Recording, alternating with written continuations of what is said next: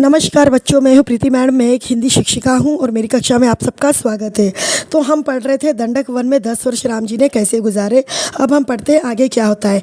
राम लक्ष्मण और सीता दंडकारण्य में 10 वर्ष रहे। स्थान और आश्रम बदलते हुए वे शरणभंग ऋषि के आश्रम में पहुँचे। आश्रम में बहुत कम तपस्वी बचे थे, सभी निराश थे। उन्होंने राम को हड्डियों का ढेर दिखाकर कहा, राजकुमार, ये ऋषियों के कंकाल है जिन्हें राक्षसों ने मार डाला है। अब यहाँ रहना असंभव है।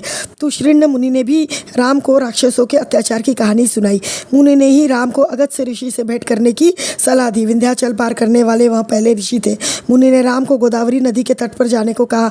उस स्थान पर जाकर वह पंचवटी था, वहाँ पे वास करे। वनवास का शेष समय दोनों राजकुमारों और सीता ने वहीं बिताया। पंचवटी के मार्ग में राम को एक विशालकाय गिद्ध मिला, जटायु। सीता उनका स्वरूप देखकर डर गई। लक्ष्मण ने उसे मायावी राक्षस समझा। वे तुरंत उठ ही रहे थे कि जटायु ने कहा, हे राजन, मुझसे डरो मत, मैं तुम्हारे पिता का मित्र हूँ, वन में तुम्हारी सहायता करूँगा। आप दोनों बाहर जाएंगे तो सीता की रक्षा करूँगा। राम ने जटायु को धन्यवाद दिया और उन्हें प्रणाम करके आगे बढ़ गए। पंचवटी में लक्ष्मण ने बहुत सुंदर कुटिया बनाई, मिट्टी की दीवारें खड़ी की, बांस के खंभे लगाए, कुश और पत्तों से छप्पर डाला। कुटिया ने उस मनोरम पंचवटी को और सुंदर बना दिया। कुटी के आसपास पुष्पलताएं थी, हिरन घूमते थे, मोर नाचते थे। इस बीच राम राक्षसों का निरंतर संहार करते थे।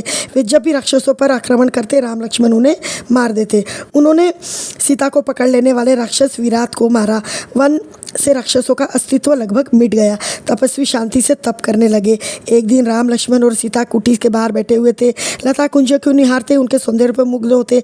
तभी लंका के राजा रावण की बहन शूर्पणखा वहां आई। राम को देखकर वह उस पर मोहित हो गई। उसने स्वयं को पानी में देखा, विकृत चेहरा, मुंह पर झुर्रियां। वह बूढ़ी थी पर राम के मोह में आसक्त, उन्हें पाना चाहती थी। उसने माया से सुंदर स्त्री का रूप बना लिया। शूर्पणखा राम के पास गई, उससे बोली, हे रूपराज, मैं तुम्हें नहीं जानती पर तुमसे विवाह करना चाहती हूँ।